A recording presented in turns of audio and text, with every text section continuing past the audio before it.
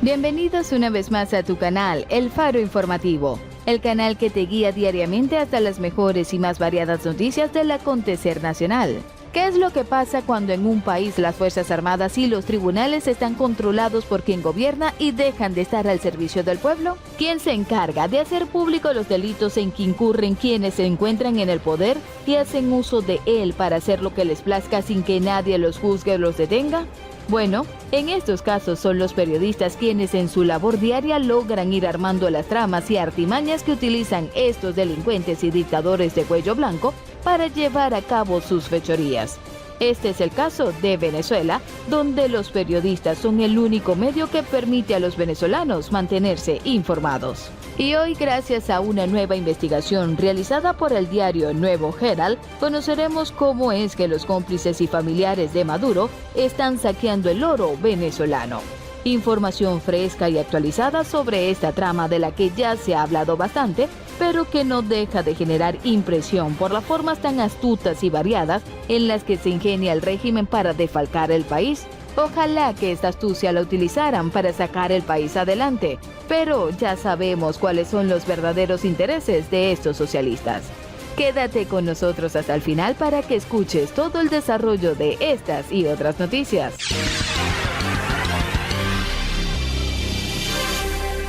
Una investigación del diario El Nuevo Herald señala que Tarek El Aissami, Walter Flores, Antonio Benavides Torres y Alep Saab están al frente de la operación minera en el complejo industrial Domingos y Fontes.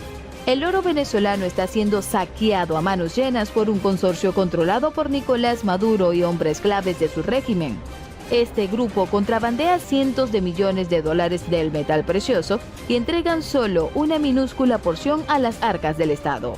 El diario El Nuevo Herald aseguró que fuentes familiarizadas con el caso indicaron que el consorcio cuenta con al menos 6 plantas de cianuración, el proceso de extracción del oro del mineral. Las plantas son capaces de procesar cerca de 16 toneladas al año, pero también obliga a los pequeños mineros independientes a venderles la producción bajo amenaza de violencia, arrestos o de interrumpir el suministro de combustible. Múltiples testimonios recogidos confirman que la operación podría estar generando más de 1.500 millones de dólares al año, dependiendo del contenido en oro de las arenas procesadas, en un negocio en el que la familia Maduro emerge como el principal beneficiario. Quien está al frente de esa empresa criminal es Maduro. Así lo dijo Manuel Christopher Figuera, quien fue director del SEBIN. Es algo sin precedentes el saqueo que ha hecho la empresa criminal que administra Maduro al frente del Estado. Es algo nunca antes visto. Así lo agregó Figuera en una reciente entrevista realizada en Miami. Al centro de la operación minera se encuentra el complejo industrial Domingos y Fontes. Sus plantas de cianuración en Bolívar procesan cerca del 80% de la producción del país, según datos del Ministerio para el Desarrollo Minero Ecológico. Pero el consorcio se queda con más de 2/3 de la producción total, que luego son contrabandeados fuera del país en vez de ser depositados en el Banco Central de Venezuela. Los beneficiarios son un puñado de figuras claves del régimen que controlan la operación. Entre los dueños de las distintas compañías que forman parte del consorcio figuran el vicepresidente Tarek El Aissami, el hijastro de Maduro Walter Flores, el comandante de la Guardia Nacional Antonio Benavides Torres y el empresario colombiano Alep Saab. Cuando llegaron encontraron que el petróleo estaba completamente mecanizado, dominado por reglas e instrumentos de fiscalización que tenían que evadir. Eso generaba dificultades para robarse la riqueza y les tomó tiempo meter a su gente. Así dijo una de las fuentes familiarizadas con la situación, que habló bajo condición de anonimato.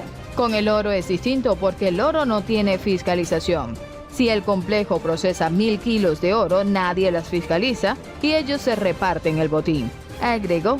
Al complejo industrial Domingos y Fontes lo dirige Eduardo José Rivas, hombre de confianza de la familia presidencial.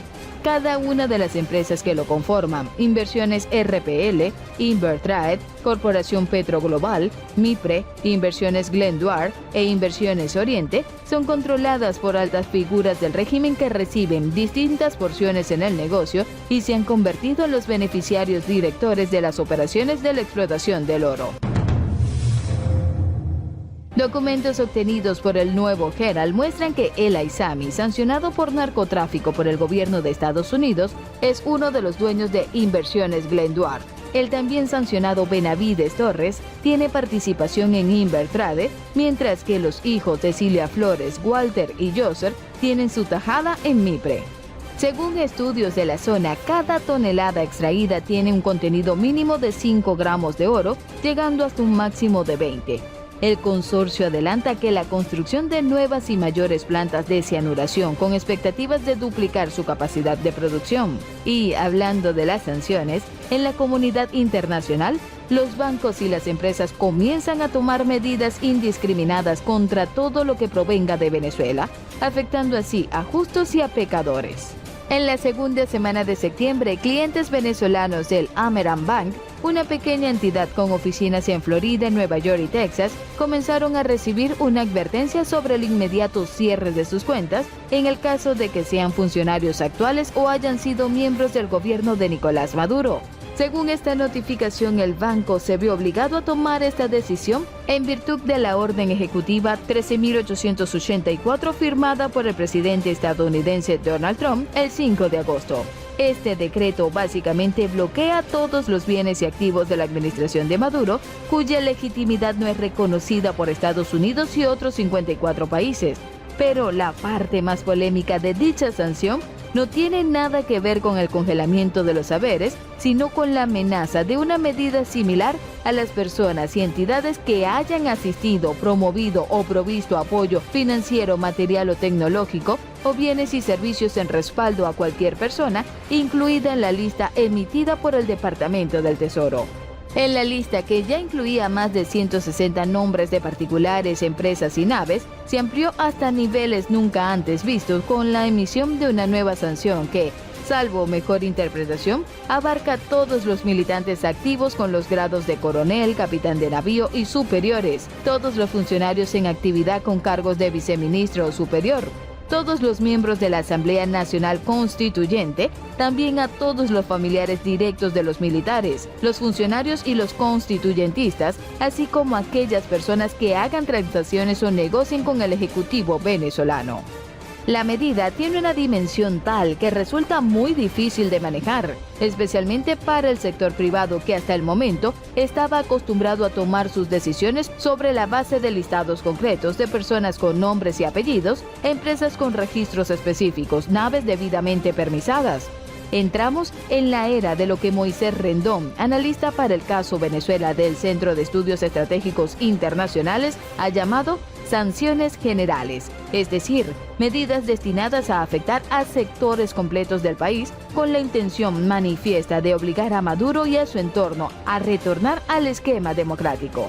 Aunque para Rendón y otros estudiosos del tema venezolano era previsible que Washington emitiera decisiones de este tipo en cualquier momento, las alarmas han comenzado a escucharse. Los bancos, para cubrirse las espaldas ante la posibilidad de una multa o una orden de cese y desista en sus operaciones, con elevados riesgos de daños financieros y reputacionales, han comenzado a engrosar la lista según su leal saber y entender. Por ejemplo, hasta ahora los decretos presidenciales de Trump no sancionan a quienes hayan sido funcionarios en el pasado, sino a quienes se desempeñan en la actualidad en cargos de cierta jerarquía. La orden ejecutiva no impide que las empresas informáticas vendan sus productos a particulares venezolanos ajenos a la nómina de confianza del gobierno madurista. Sin embargo, para gigantes como Adobe y Oracle, están prohibidas casi todas las transacciones y servicios entre empresas y entidades estadounidenses e individuos en Venezuela. En consecuencia, ha cesado sus tratos con clientes del país, independientemente de si se encuentran en el sector público o en el privado. Otras víctimas colaterales han sido las organizaciones no gubernamentales que realizan importantes acciones en beneficio de los más necesitados en el país. En agosto, 3 de estas entidades se dirigieron al Departamento del Tesoro en nombre del conglomerado de ONGs para solicitar una aclaratoria sobre el alcance de las medidas tomadas por la administración de Trump, lo que tenía implícito además una petición de reconsideración para ese momento. Bancos con sede en Estados Unidos ya habían cerrado las cuentas de ciertas organizaciones en previsión a lo que se vendría. Una de ellas fue SECODAP, aun cuando el decreto presidencial del 5 de agosto establece una clara excepción para todas las transacciones relacionadas con la provisión de artículos como comida, ropa y medicina para el alivio del sufrimiento humano. SECODAP es una organización con más de 30 años de actividad en el país destinada a la defensa de los derechos humanos de la infancia y la adolescencia. Una de las instituciones que elevó su queja al Tesoro fue Cáritas, cuyos miembros han estado involucrados de lleno en la atención humanitaria a la creciente población afectada por lo que ya se conoce como una emergencia humanitaria compleja. Y esto ha sido todo por el día de hoy. No olvides dejarnos tus comentarios. Chao, chao.